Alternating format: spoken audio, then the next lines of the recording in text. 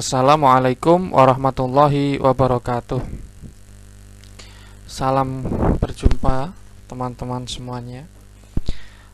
Di sesi ini kita akan mempelajari tentang ilmu fikih dan ruang lingkupnya.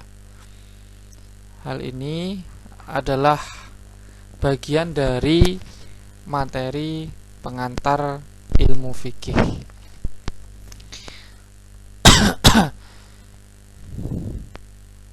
Baik,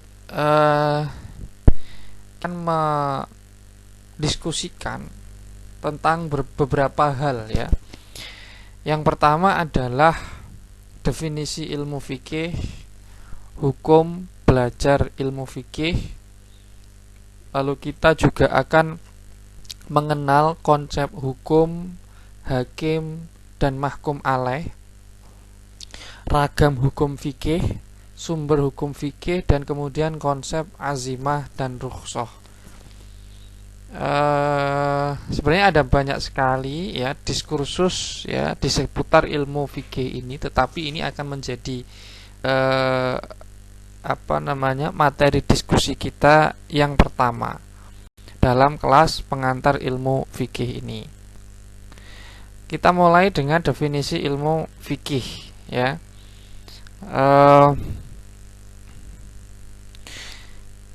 Secara bahasa fikih ini seakar ya, sama maknanya dengan al-fahm atau yang berarti pemahaman. Jadi fikih ini artinya secara bahasa adalah pemahaman. Ada pula yang mendefinisikan atau mengartikan fikih ini bukan sekedar pemahaman ya, bukan sekedar al-fahmu, tetapi pemahaman yang mendalam atau al-fahmu ad-daqiq. Jadi kalau hanya sekedar paham saja ini belum disebut fikih menurut pengertian bahasa yang kedua. Tetapi kalau sudah mendalam seakar-akarnya, nah itu baru disebut fikih.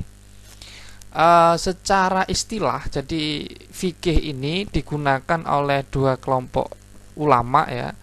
Yang pertama adalah ulama ahli usul fikih, dan yang kedua menurut ulama ahli ilmu fikih itu sendiri. Ya, kedua-duanya sebenarnya sama-sama berbicara seputar hukum Islam ya, tetapi wilayahnya berbeda. Kalau usul fikih, ahli usul fikih, dia berbicara tentang sumber-sumber fikih, dasar-dasar fikih ya.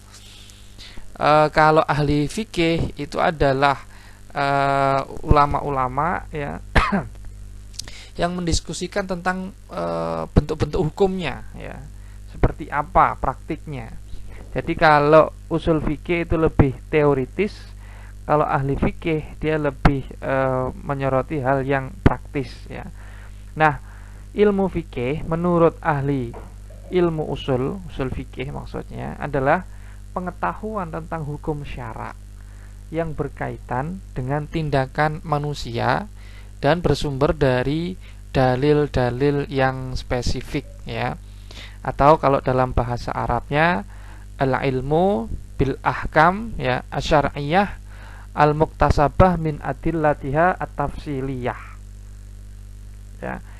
Jadi fikih adalah pengetahuan yang berkaitan dengan hukum syara ya, yang berkaitan dengan tindakan manusia. Jadi manusia dia mempunyai tindakan, setiap tindakan manusia yang sadar ya itu ada ketentuan hukumnya ya, ada ketentuan hukumnya. Nah, hukum-hukum ini diperoleh dari mana? Dari dalil-dalil syara, yaitu Al-Quran, hadis, dan lain sebagainya ya. Nah, karena itu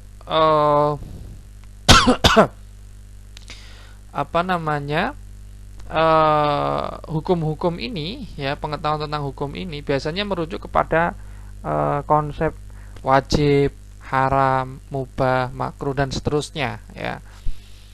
Nah, kalau menurut ahli ilmu fikih ya, fikih ini sendiri atau ilmu fikih ini adalah pengetahuan tentang sekumpulan hukum yang ada di dalam Al-Quran, hadis, qiyas, ijma, dan hasil ijtihad lainnya ya, hasil ijtihad lainnya. Jadi kumpulan hukum ya yang sudah diulas ya, yang berdasarkan ketentuan Al-Qur'an, hadis, qiyas, ijma, dan lainnya. Nah, ini biasanya ditaruh ya di dalam kitab-kitab, buku-buku ya, kitab-kitab hukum Islam. Nah, ini namanya adalah ilmu fikih ya. Jadi dia lebih detail biasanya daripada yang dibahas di dalam ilmu usul fikih. Karena itu rujukannya ya, kalau menurut ahli ilmu fikih ya, hukum fikih atau ilmu fikih itu ya ada yang ada di dalam kitab-kitab fikih lah, sederhananya begitu. Nah, kalau yang dibicarakan oleh ahli ilmu usul fikih ya, dia secara teori apa itu wajib, apa itu haram, mubah, makruh, dan seterusnya. Nah, ini definisi ilmu fikih, teman-teman. Jadi dari dua definisi ini sebenarnya bisa bisa diketahui ya tentang apa itu fikih. Jadi ada dua hal yang disepakati oleh ahli usul fikih dan ahli fikih ini. Pertama ya, yang dibicarakan oleh ilmu fikih ini adalah hukum ya. Kemudian kedua, yang dibicarakan adalah tentang dalil-dalil ya. Misalnya hukum suatu perbuatan haram atau wajib, lalu dalilnya apa? Nah, ini adalah materi ya tentang fikih. Sederhananya seperti itu. Misalnya ya, kita ambil contoh hukum puasa Ramadan adalah wajib ya. Nah, wajib ini adalah hukum ya. Ini adalah hukum. Wajib ini adalah ketentuan yang harus dilakukan ya. Nah, dasarnya apa? Dasarnya ternyata adalah Al-Qur'an. Misalnya ya, dalam surat Al-Baqarah dikatakan kutiba alaikumus syiyam, diwajibkan atas kalian puasa Ramadan. Ada juga yang dasarnya adalah hadis, ada juga yang dasarnya adalah qiyas. Misalnya yang dasarnya qiyas ini yang sering kita lakukan ya, adalah kita membayar zakat dengan menggunakan beras. Jadi di dalam Al-Qur'an, di dalam hadis, ketentuan membayar zakat itu tidak ada yang menggunakan dengan beras. Tetapi dengan analogi dipersamakan hukumnya, dianalogikan hukumnya, dikiaskan hukumnya dengan yang ditentukan di dalam Al-Qur'an dan hadis. Misalnya dalam hadis disebutkan di sana ada tamer ya, ada bur, ada gandum ya. Lalu bur dan gandum atau kurma ini adalah makanan pokok di negara-negara Arab. Nah, maka disimpulkan bahwasanya sebenarnya boleh membayar zakat dengan makanan pokok ya, benda yang menjadi makanan pokok di suatu daerah. Kalau di Indonesia makanan pokoknya adalah beras, sehingga di sini disimpulkan boleh hukumnya membayar zakat fitri, zakat fitrah dengan nah, di dalam konsep fikih, karena tadi disebut fikih itu terkait dengan hukum agama atau hukum Islam ya. Nah, ternyata definisi hukum itu ya berbeda juga ya, ulama ahli fikih dan ulama ahli usul fikih. Kalau menurut ahli usul fikih ya, hukum itu adalah teks wahyu ya. Teks wahyu ini khususnya adalah Al-Qur'an ya, dan sebagian hadis. Di mana teks wahyu atau sebagian hadis ini ya berisi larangan, perintah ya, atau pilihan ya, atau pilihan. Nah, teks-teks wahyu, teks-teks hadis Al-Qur'an yang isinya perintah atau larangan inilah yang disebut sebagai hukum ya. Ini sama kalau di hukum positif ya di Indonesia, yang disebut hukum ini ya undang-undang itu sendiri ya, teks undang-undang itu sendiri. Nah, ini berbeda dengan pendapatnya para ahli fikih ya, dimana yang dimaksud hukum itu bukan teks undang-undangnya, bukan teks Al-Quran, teks hadisnya, bukan, tetapi implikasi dari teks itu sendiri yang berkaitan dengan perbuatan manusia. Misalnya teks A mengatakan demikian, tapi dampaknya, implikasinya ini adalah timbulnya suatu kewajiban. Misalnya dalam Al-Quran dikatakan kutiba alaikumusiyam, ya, diwajibkan atas kalian berpuasa Ramadan. Nah, teks ini mengatakan demikian, tetapi ada implikasi loh, yaitu harus dilakukan oleh seseorang perbuatan berpuasa itu. Nah, kewajiban inilah yang disebut hukum ya oleh ahli fikih. Nah, jadi bisa dibedakan ya antara perspektif ahli usul fikih dan perspektif ahli fikih. Kalau ahli usul fikih memahami hukum itu adalah teks itu sendiri, sedangkan menurut ahli fikih bukan teksnya tetapi implikasinya ya. Bukan kutiba alaikumusiyamnya tetapi hukum wajib berpuasanya yang disebut sebagai hukum. Nah, ini apa yang dimaksud hukum ya di dalam fikih ya.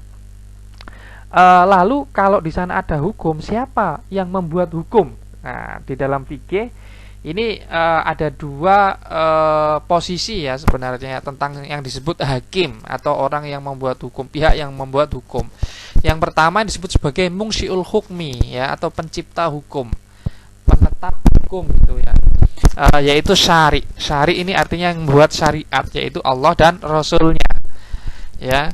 Dan yang kedua adalah penemu atau penafsir hukum, yaitu ulama, hakim atau mufti ya, yang menjadikan Al-Quran, hadis dan yang direkomendasikan oleh keduanya, dalil-dalil yang direkomendasikan oleh keduanya ya sebagai sumber hukum. Nah, ini yang menafsirkan, yang menerapkan, yang mempraktekkan ya adalah ulama, hakim dan mufti. Inilah posisi kedua ya dalam proses penemuan hukum.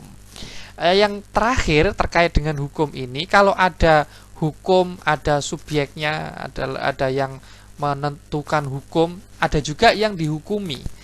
Nah, ini disebut sebagai mahkum alaih ya, objek hukum. Siapa mahkum alaih ini? Mahkum alaih ini adalah manusia yang menjadi objek hukum ya, yang perbuatannya menjadi objek hukum. Siapa itu? Yaitu orang yang mukallaf. Orang mukallaf ini artinya orang yang sudah baligh ya. Dia sudah pernah keluar sperma atau mencapai umur 15 tahun. Berarti dia sudah punya tanggung jawab hukum ya. Yang kedua, selain dia sudah baligh, harus berakal. Nah, kalau tidak berakal, dia tidak menjadi mahkum alaih, tidak punya hukum ya. Misalnya anak-anak, orang gila yang tidak punya akal ya, itu tidak bisa dihukumi ya. Orang bodoh itu juga tidak bisa dihukumi.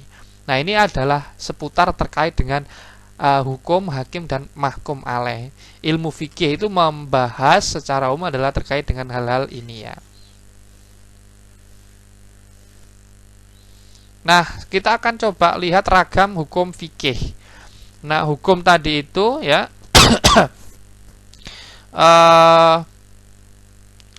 ada dua ternyata. Ada yang disebut hukum taklifi, ada yang disebut hukum wad'i ya, teman-teman. Nah, hukum taklifi ini adalah ketentuan yang berbentuk ya pembebanan terhadap manusia. Baik pembebanan untuk melakukan, meninggalkan atau pilihan ya. Jadi hukum taklifi ini intinya adalah wajib, haram, makruh, mubah, fasid, sahih, khilaful aula dan sunnah. Ini namanya hukum taklifi. Ini ada tuntutan ya, ada larangan, intinya begitu. Ada larangannya yang tegas ya, kuat, ada juga larangannya yang ringan seperti itu. Ada yang tuntutannya tegas, kurang kuat, ada juga yang tuntutannya itu ringan begitu. Misalnya hukum taklifi ini adalah wajib untuk melaksanakan sholat duhur. Ini adalah hukum taklifi. Qobliyah duhur sunnah, nah, itu juga hukum taklifi ya. Puasa Ramadan wajib, nah, itu hukum taklifi juga namanya. Kemudian ada juga disebut hukum wad'i. Ini merupakan kondisi yang mengharuskan seseorang melakukan atau meninggalkan suatu perbuatan. Ya, yang menyebabkan sesuatu itu menjadi wajib atau haram, kira-kira gitu. Misalnya begini teman-teman, masuk waktu zuhur itu menyebabkan wajibnya dilaksanakannya sholat duhur. Ya, masuk waktu sholat duhur ini disebut sebagai sebab, ya, sebab diwajibkannya, ya.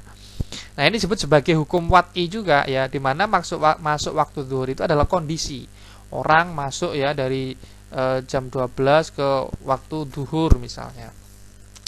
Nah, hukum wad'i ini juga ada yang disebut syarat. Misalnya kondisi suci sebelum kita melaksanakan sholat, itu adalah termasuk hukum wad'i, ya, termasuk hukum wad'i. Harus dilakukan kalau pengen dianggap sah sholatnya. Lalu ada juga hukum wad'i itu yang disebut mani atau penghalang.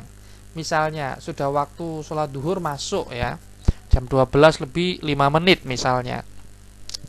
Tetapi ternyata seseorang justru malah keluar darah haid, ya, maka dia terhalang, ya, untuk melaksanakan sholat duhur ini. Justru kalau dia melaksanakan sholat duhur, maka hukumnya menjadi haram, ya, harus ditinggalkan. Nah, kondisi haid inilah yang sebagai mani, ya teman-teman. Jadi perlu diingat, hukum fikih ini ada dua, ya, ada yang taklifi, ada juga yang wad'i. Nah, sumber hukum fikih kita akan coba lacak sumber hukum fikih itu apa, sumbernya itu apa gitu ya. Nah, sumber hukum fikih ini juga disebut mashadirut tasyri, ya, mashadirut tasyri. Bisa berbentuk wahyu atau sesuatu yang diberi rekomendasi, ditunjuk oleh wahyu sebagai rujukan menetapkan hukum. Jadi yang pertama, dan ini disepakati, ya, oleh mayoritas umat Islam adalah 4, ya. Dan dari keempatnya ada 2 yang dia sumbernya adalah wahyu. Yang pertama yang wahyu murni adalah Al-Qur'an, ya. Dia adalah wahyu murni. Al-Quran ini menjadi sumber rujukan di dalam menetapkan hukum fikih. Jadi menetapkan halal, haram, wajib, makruh, mubah dan seterusnya, dasarnya adalah Al-Quran.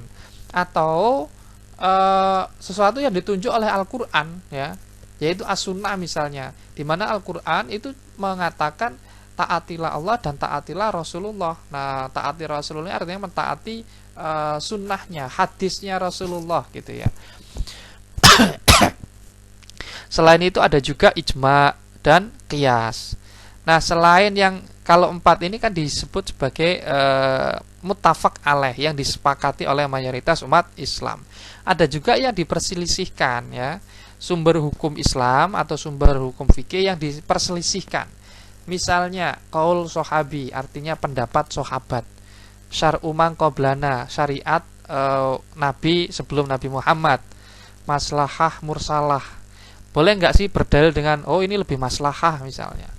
Nah, ini disebut maslahah mursalah. Istihsan, ada juga istishab, ada satu dzari'ah, ada urf, tradisi. Nah, ternyata ada juga ulama yang menjadikan adat kebiasaan sebagai sumber hukum fikih, ya. Ada juga ternyata. Jadi tidak hanya teks Al-Quran dan hadis, tapi juga ada tradisi yang menjadi rujukan dalam menentukan hukum, ya. Lalu ada juga amal ahli Madinah. Nah, itu adalah beberapa sumber hukum fikih. Jadi ada sekitar 12, ya. Tidak hanya Al-Quran dan tidak hanya hadis. Nah, terakhir topik diskusi kita adalah tentang azimah dan rukhsah. Jadi hukum itu ada yang hukum asal, ya, hukum awal, biasanya berbentuk kewajiban atau larangan begitu, ya. Itu yang ditetapkan oleh Allah Subhanahu wa taala. Nah, kondisi atau hukum awal ini, hukum dasar ini, dia bisa berubah dalam satu kondisi tertentu. Misalnya dari wajib menjadi tidak wajib, ya, dari haram menjadi tidak haram. Nah, hukum yang berubah ini disebut sebagai rukhsah ya, atau keringanan. Misalnya begini, puasa Ramadan itu hukumnya wajib, tidak boleh ditinggalkan sedikit pun ya. Tetapi ketika orang itu melakukan safar atau pepergian, dia mendapatkan keringanan ya, di mana safar ini dianggap sebagai uzur syar'i atau alasan yang diterima oleh syariat, sehingga ketika dalam perjalanan orang, kesimpulannya adalah boleh tidak puasa, boleh pula puasa. Nah, hukum wajib puasa ini dikategorikan sebagai azimah, dan hukum tidak puasa, boleh tidak puasa ini disebut sebagai rukhsah. Contoh lainnya, daging babi itu haram dikonsumsi, dimakan itu tidak boleh. Tetapi kalau kita hidup terdampar di sebuah pulau, tidak ada makan satupun ya, dan hanya ada daging babi, kalau tidak dimakan maka akan mati ya. Ini akan kondisinya darurat ya. Maka pada akhirnya hukumnya diperbolehkan ya. Hukumnya dari haram menjadi boleh. Nah, kalau hukum haram ini kategorinya adalah azimah, sedangkan mubah dari konteks ini adalah disebut rukhsah. Nah, ada sebuah hadis riwayat Imam Ahmad yang mengatakan begini, teman-teman. Innallaha yuhibbu an tu'ta rukhsasuhu kama yakrah an tu'ta maksiyatuhu. Allah senang jika rukhsahnya diambil ya, dilaksanakan. Jadi kalau sedang berpuasa Ramadan lalu ada safar, kalau memang safarnya sudah memenuhi syarat untuk mengambil rukhsah, idealnya rukhsahnya dilakukan. Nah, tidak masalah, itu bahkan dianjurkan ya menurut hadis ini. Innallaha yuhibbu an tu'ta rukhsasuhu. Allah senang jika ketentuan rukhsahnya diamalkan ya.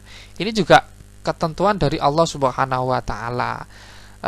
Baik, mungkin itu adalah materi kita ya di kelas ini.